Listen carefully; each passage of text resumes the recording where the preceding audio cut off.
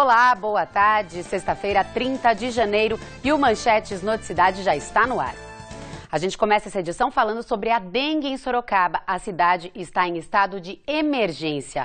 Nós vamos ao vivo falar com o Renato Raggio, que está na UPH da Zona Leste. Renato, muitos atendimentos por aí relacionados à dengue. Boa tarde para você.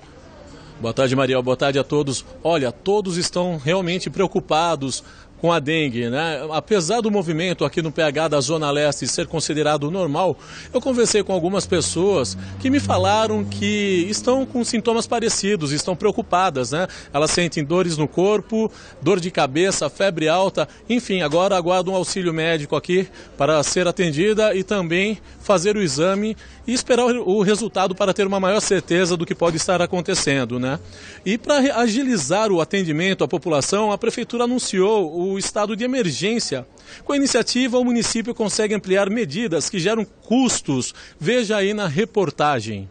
A reunião para o anúncio aconteceu na sede da Prefeitura e envolveu representantes de 7 áreas diferentes da esfera municipal. Para combater esse grande problema que é a dengue. A coisa é muito séria, a gente não pode perder tempo e por isso foi instalado aí o estado de emergência na cidade. O encontro divulgou novos números da doença em Sorocaba. Segundo o boletim divulgado pela Secretaria de Vigilância em Saúde, no ano passado 469 casos da doença foram confirmados. Só nesse primeiro mês de 2015, o número foi superado, 547 casos. Esse é o comportamento da dengue, que os casos se multipliquem semanalmente. Por isso que a gente desde que a gente observou no segundo semestre, que um período silencioso já apresentava o número de casos, nós temos comunicado à população para que a gente consiga reverter esse cenário. Segundo o levantamento, as regiões noroeste e centro-norte da cidade são as de maior incidência da doença. A Prefeitura anunciou medidas emergenciais em combate à dengue, como a autorização do pagamento de horas extras para profissionais dos centros de saúde, a ampliação do quadro de contratações, com 27 novos profissionais de enfermagem para início imediato, o aumento do estoque de remédios e soro em hospitais e o aumento de mutirões de limpeza de terrenos na cidade. Segundo o chefe de gabinete da Prefeitura, como parte da ação, foi anunciada a estreia de uma campanha publicitária. Focado nas escolas, chamando as lideranças comunitárias, na verdade chamando toda a população sorocabana para se engajar a essa verdadeira guerra de combate à dengue. Olha, é importante prestar atenção nos sintomas da dengue. Eu converso agora com o João Ricardo Encer, que é biólogo da Zona de Sorocaba. Obrigada pela presença aqui no estúdio. Vamos esclarecer para quem está em casa os sintomas. Bom, a princípio são pacientes que apresentam febre e dores no corpo, dor atrás dos olhos, cansaço, dor articular, dor musculares, febre, mas 2 desses sintomas caracterizam um paciente que é suspeito para a doença. Medicação, automedicação, jamais. Jamais. Os pacientes não devem se automedicar porque eles podem propiciar o agravamento do quadro clínico desse paciente e mascarar os sintomas, fazendo com que ele não procure assistência e se houver algum agravamento do quadro clínico, ele não vai ter devido acompanhamento. O Renato Raggio entrou com a gente agora há pouco ao vivo na UPH da Zona Leste de Sorocaba. Pode ir ao PH, tem profissionais capacitados para atender essa pessoa e medicar corretamente, né, João?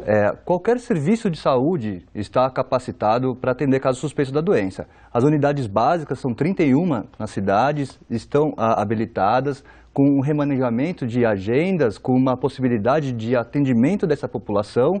E se for fora do horário comercial, que as unidades básicas estão fechadas, as unidades pré-hospitalares ou os PAs podem atender perfeitamente. Perfeito. Hidratação nesses casos? Beber bastante água, líquido, ajuda, né? Ajuda. A doença, a dengue é causada por um vírus, não tem um remédio específico para o vírus. É o próprio organismo que tem que dar conta disso, com criação de anticorpos para neutralizar essa infecção. O tratamento para a dengue é basicamente a hidratação e a hidratação em altos volumes. É importante que seja seguida a recomendação para um ser humano mediano, que o volume médio recomendado é 2 litros por dia. No caso de um suspeito para dengue, esse volume é elevado para em torno de 6 litros por dia. Quase triplica aí a quantidade. Exato. Sobre a dengue hemorrágica, o risco é maior. Aquela regra, quem já teve dengue, se tiver de novo, é hemorrágica. Vamos esclarecer legal para quem está em casa. A dengue tem esse quadro clássico de febre, mais esses sintomas que a gente já citou. O agravamento do quadro é quando começa a apresentar manifestações de ou hemorragias ou de dores abdominais intensas, uma sonolência muito alta, significa que está tendo algum agravamento do quadro. E nesse momento é importante que o paciente vá ao serviço de saúde o quanto antes para que sejam tomadas as devidas providências. Vamos falar sobre o teste agora. Como é feito o teste para identificar se a pessoa está com dengue? Hoje, em Sorocaba, a partir do momento que o paciente é suspeito da doença, é colhida uma amostra de sangue que é encaminhada para o laboratório. A partir da semana que vem, essa coleta de sangue vai ser feita de forma amostral. Não serão mais de todos os pacientes, e sim em torno de 10% dos pacientes que forem ao serviço de saúde e forem suspeitos que vai ter essa coleta de sangue para exame de laboratório. E já vai receber o tratamento. Independente do exame de laboratório, o tratamento já é iniciado logo nesse primeiro atendimento. É importante que a população tenha ciência de que, se tem um quadro clínico de sintomas propícios e mora ou trabalha ou circula em alguma área de transmissão intensa, a chance de ser dengue é enorme. Então, o simples fato do conjunto de sinais clínicos mais a moradia em local de transmissão já é suficiente para tratar como dengue, para fechar como dengue. Ótimo, agradeço seus esclarecimentos aqui no Manchetes Noticiário. A gente que agradece, obrigado. Só lembrando que o atual cenário da dengue em Sorocaba é inédito e há sim um risco de epidemia nos próximos meses, pode chegar a milhares de casos.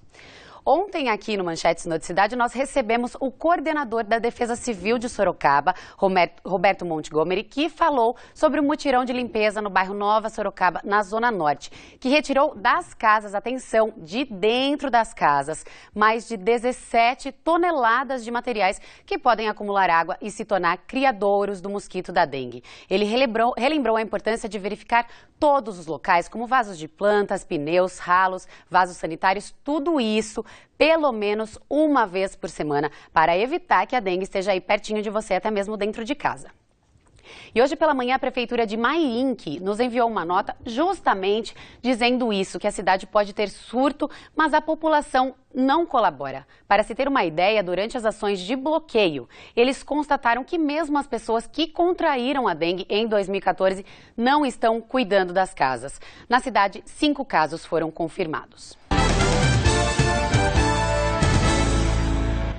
Um homem foi preso em flagrante com drogas em Iperó. Na casa dele, entre os bairros Sapetuba e Bela Vista, Guarda Municipal e Polícia Militar apreenderam 2 pés de maconha. Uma das plantas tinha mais de 3 metros de altura. Olha só, quem chamou a guarda e a PM foi a mãe do suspeito. Também foi apreendido mais de meio quilo da droga já processada.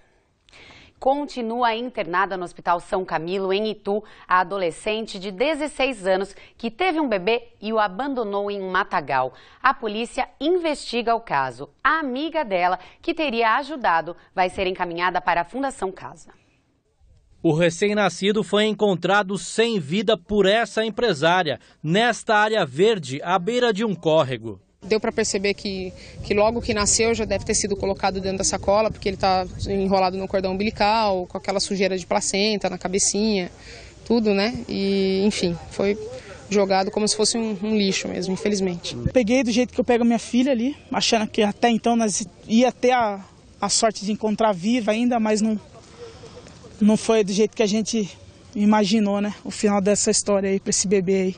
O recém-nascido estava de bruços e com o nó da sacola bastante apertado na altura do nariz. Depois de deixar o bebê, a menor teria ligado para uma amiga e contou o que fez. Horas depois, a jovem foi encontrada pela polícia e levada para fazer exames neste hospital antes de ser ouvida na delegacia. Os moradores não se conformam. Não consigo nem falar porque é triste, viu? Tem gente querendo ter filho e não consegue ter, uma mãe que ter, fazer isso com o próprio filho. Isso é uma revolta demais mesmo. Muita revolta. Um grupo de aproximadamente 150 pessoas fez uma manifestação ontem na rodovia Gladys Bernardes Minhoto, em Tatuí, para pedir reforma agrária. Segundo a polícia, eles atearam fogo a pneus às margens da rodovia, que não precisou ser interditada. Foi protocolada no Ministério Público de Salto de Pirapora uma denúncia sobre o funcionamento do prédio da maternidade. O documento aponta que a maternidade não tem alvará do Corpo de Bombeiros e contraria o decreto estadual 56.819, que obriga estabelecimentos privados e públicos a terem essa licença. A maternidade começou a funcionar em abril do ano passado em um novo prédio, mais de R$1 milhão foi investido na obra. Um custo elevado, né, que em consideração a Santa Casa Maternidade local, que tinha um custo de R$170 mil mensais, hoje passa-se a ser a R$440 mil aproximadamente mensais, né, na maternidade aqui embaixo local. Antes de fazer a denúncia no Ministério Público, o vereador também procurou pela Prefeitura, mas não obteve resposta. Entre as irregularidades apontadas por ele, está a falta de uma saída apropriada em caso de óbito na maternidade. Eu questionei também nesse requerimento, né? E nessa saída desse corpo de óbitos aí, há um escritório. Uma funcionária confirmou a falta de alvará do Corpo de Bombeiros. O Corpo de Bombeiro,